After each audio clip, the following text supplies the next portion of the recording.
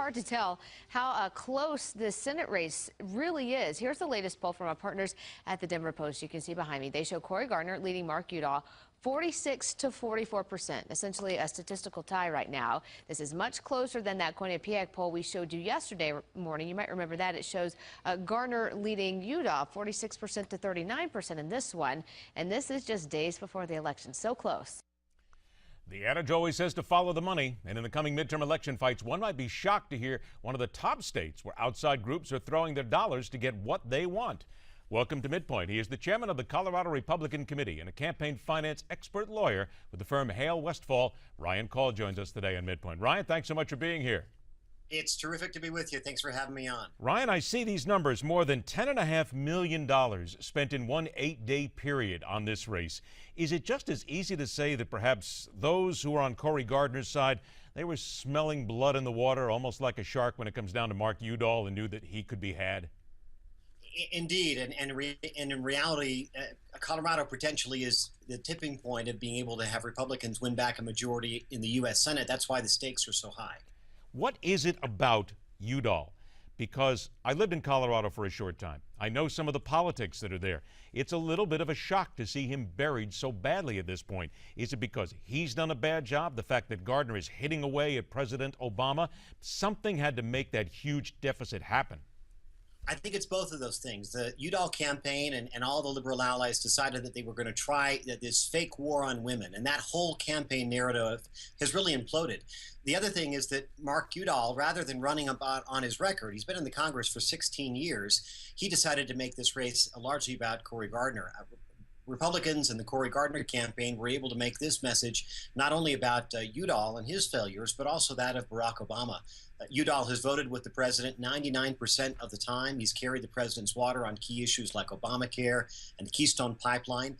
And those issues and that approach are really out of step with the priorities of the people of Colorado. When you mentioned the war on women, because we've talked about it many times here on this show, and again, you use the phrase phony war on women, I can tell you that many people here say exactly the same thing. Are we witnessing a watershed change then, perhaps, in the way Democrats fight Republicans, this war on women and so many things, that maybe those on the left or who would normally vote for the left, Colorado and elsewhere, are just simply tired of hearing things that maybe they're finally figuring out have no truth whatsoever? Voters in Colorado, and I think around the country, are tired of this false narrative, and Democrats have completely overreached. They've been, and the other thing that really people deserve a lot of credit are the folks on Cory Gardner's campaign.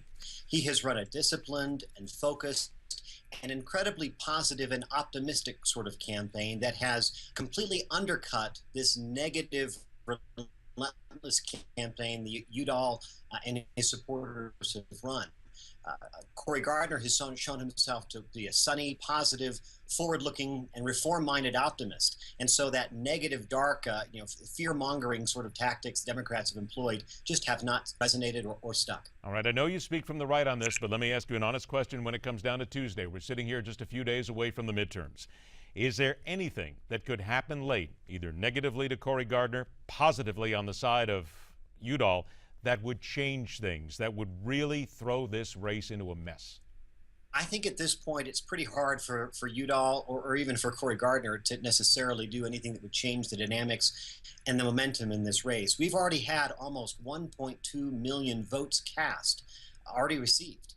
We expect about maybe 2.1 million or so votes to be cast in total. And so the reality is the momentum, I don't see this thing completely shifting. Tactically and on the ground, we're pushing very hard to get out those last votes over this weekend and on Monday and on Tuesday. But I think that Republicans are optimistic. We have an opportunity to have Colorado lead the charge of winning back majority control in the United States Senate. 30 seconds. What will be, if indeed he does win, Gardner's first action? I think he's going to reach across the aisle, quite frankly, and find solutions to problems rather than just simply posturing for political gain like we've seen from the Democrats over the last few years. He's going to focus on things that are going to impact and benefit the lives of not only Coloradans, people around the country. I'm excited about his new, fresh, and positive, optimistic approach. I think he really is going to be one of those reformers in the U.S. Senate that we desperately need. If he reaches across the aisle and actually has some success, he will be one of the few who can actually do it, and I think the country's probably ready for that no matter what party you vote for at this point. Ryan Call, thank you so much for your time. We will talk again. Fantastic. Thank you. All right, after the intermission, the veteran who sent a personal letter to the president and surprisingly got more than just an answer. And at 51 minutes after the hour, hilarity and heckling, courtesy of the political punching bag. That and so much more coming up as we continue right here on the Friday edition of MidPoint.